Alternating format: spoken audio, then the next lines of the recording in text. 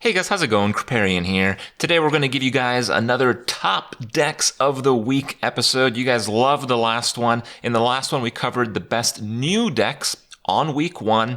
Now we're on the second week of the Rastakhan expansion, and I'm going to give it to you guys straight. The best decks in the game if you want to win in Standard, okay? Now, a lot of these are going to be old cards, as you may have guessed. With that said, before we go into specifics, while the decks you're about to see generally have like no new additions, there are a lot of decks right under these that have some new cards. You know, maybe 1 or 2, some maybe 4 or 5. There's a lot of decks that are kind of like tier 2 area that contain a lot of new cards, but it seems like the best of the best is generally the old stuff. I also want to mention that through these videos, there is a part that is opinion, and there is a large part that are just facts based on numbers. These aren't the 3 best decks that I think are the best ones. These are from thousands of games recorded through Hearthstone Replay. The parameters that I chose, they are subjective. You may not agree with my parameters, but the results from those parameters are objective. So for this video, just to clarify, for full transparency, the parameters used are the highest win rate decks played between ranks 1 and 5, and I chose this parameter because I feel this is the most competitive part of ladder.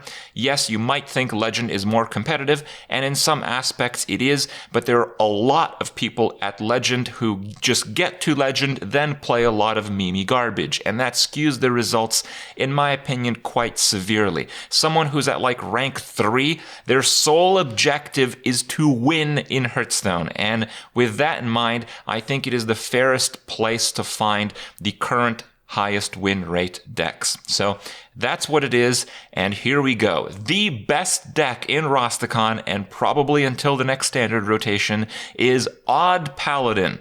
This is the best list that I found. It is the highest win rate list from the Odd Paladin subtype, and it contains no new cards. In fact, almost none of the Odd Paladins contain any new cards. The only new option, so if you do want to try some of the new Rastakhan cards in your Odd Paladin list, is Serenite Taskmaster. It is a pretty good 1-drop. It competes with the existing list that you see, so if you want to try it, go ahead. It wouldn't really hurt you very much, and you get to play some of the new cards. Serenite Taskmaster has the option to completely lock out Cthulhu Warlock because their combo fails to work when you have a Serenite Taskmaster on the board, and it's just a pretty good 1-drop. If Cthulhu Warlock was more popular, it would easily be standard part of this deck. Learning to play Odd Paladin is pretty straightforward. You are looking to push your opponent out of the game as fast as possible. You have extremely efficient turns, extremely high burst damage combos, and well, you guys know Hearthstone, you guys know Odd Paladin. It is a deck that with some experience you will learn to play very well, very quickly.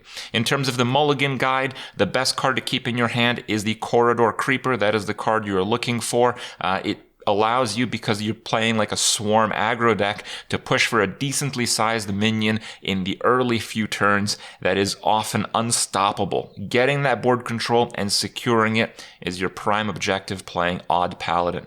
Lost in the Jungle offers the best turn 1 play. The most stats that you can play on turn 1 in Odd Paladin is Lost in the Jungle, so you want to try to get that in your opening hand. And the third best card for your opener is Righteous Protector for very much the same reasons.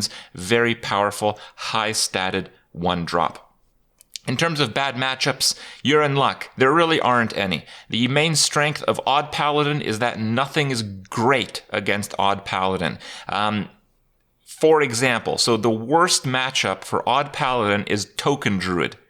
It's a 43% win rate for the Odd Paladin. So it's like barely worse than a coin flip, the very worst matchup in the entire game, Token Druid. It's a relatively popular deck, and yeah, it's an unfavorable matchup, but you don't really need to leverage the risk too much to beat it. It's still very close to a 50-50.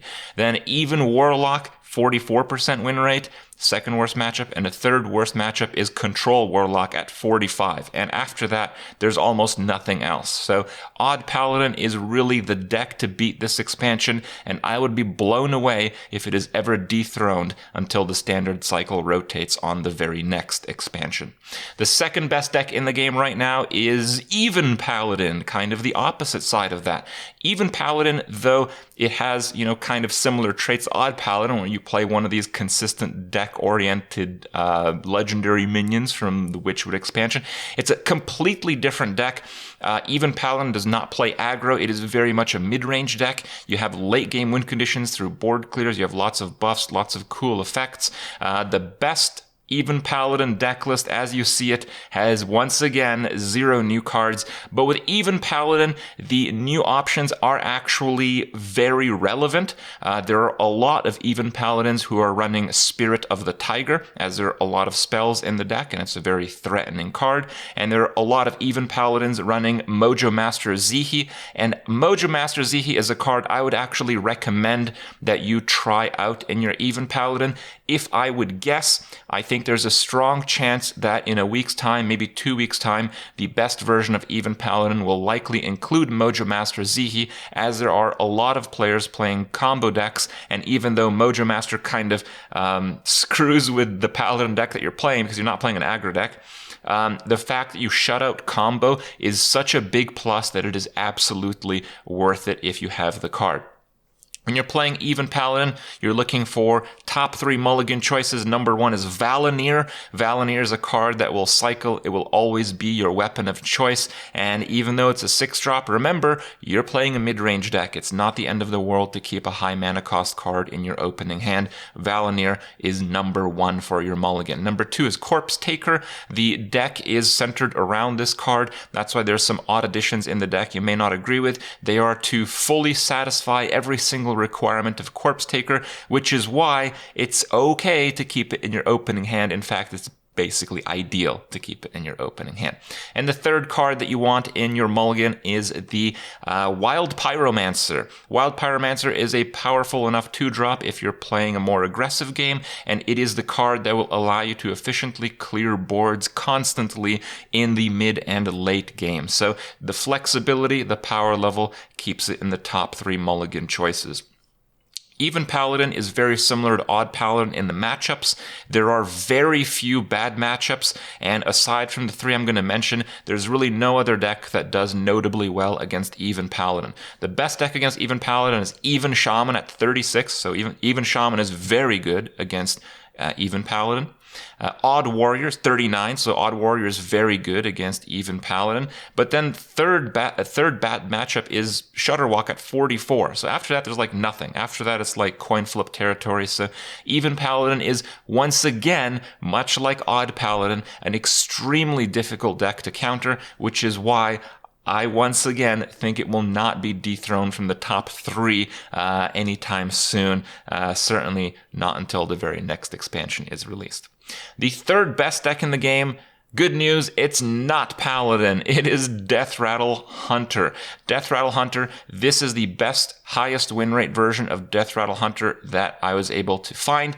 But keep in mind that there are a lot of decks with differences than this one that are just below it. So it's possible that the best version of Deathrattle Hunter would be quite a bit different in the weeks to come. The Deathrattle Hunter is notably good at absolutely and mercilessly crushing slower decks, control decks, as board clears are just pitiful against Deathrattle Hunter. Board clears just don't work against Deathrattle Hunter, but as a result of having an extremely favorable matchup against slower decks, Deathrattle Hunter is notably weak against faster decks. So with that in mind, the best new options, if you do have some of the new cards, you want to try out a little bit of a different version of Deathrattle Hunter. Number 1 is Undasta. Undasta is very good, but when you're playing Undasta, you're going to want to include the very next card as well. Amani Warbear is one of the other new options. It's just that when you're playing the package for those 2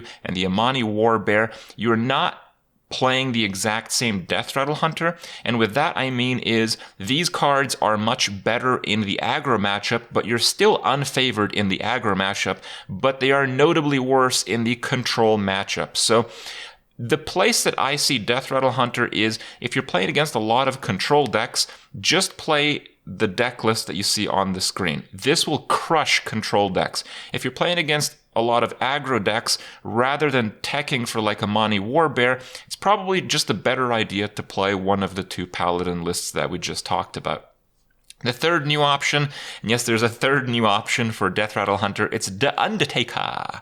Very nice card, included in a number of lists, and I think it stays true to the general you can't board clear me Deathrattle Hunter, so I like it more than the other two inclusions in general, but it is slightly less popular than the other two new options. For mulligan choices, number 1, Prince Keleseth goes without saying. If you're playing a deck with Prince Keleseth, the best card in your deck to have in your opening hand is exactly that. Number 2, Devilsaur Egg. Devilsaur Egg is the cheapest, extremely sticky minion in your deck, so you want to get it so you can start snowballing out of control as fast as possible. I would recommend that if you're playing Deathrattle Hunter, you mulligan as aggressively as possible for those two cards. The third best option in your opening hand is Kathrina Winterwisp. So Kathrina is just the powerhouse. Any game where you play Kathrina is typically a game you're going to win. Surely having an 8-drop in your opening hand is really bad, but if you have Kathrina and you're not dead by turn 8, you're probably going to win that game, so it's actually worth keeping the card in your opening hand if you see it there. Deathrattle Hunter, as I mentioned, struggles against aggro. The worst matchup for it is Odd Paladin at 32. It basically gets clobbered by Odd Paladin. If you're playing against a lot of Odd Paladins, Deathrattle Hunter is not the deck you should be playing. You should be playing something else. But if you're playing against a lot of mid-range or control decks, Deathrattle Hunter is exactly the deck you should be playing. The second worst bad matchup is Odd Hunter, very much the same reasons, it's just too aggressive. And then Even Shaman, and once again, very much the same reasons, it's just very aggressive. Deathrattle Hunter is more of like a bit of a coin flippy matchup deck. It does very well against some decks and very badly against other decks, but it does well enough against those decks that it is the third best deck in the game. So while it is a bit disappointing that we don't see a single new card in the best 3 decks in the game right now, there is still a bit of hope that they will rise up within these archetypes, and you have to keep in mind that if you do want to explore a lot of the other new decks that are available, they're not much worse than these very best decks. So you can do that without being at too much of a disadvantage, and if you do want some insight on that, make sure to check out the first episode of Top Decks of the Week last week. Hope you enjoyed this one. Let us know what you think, and we'll see you guys in the next.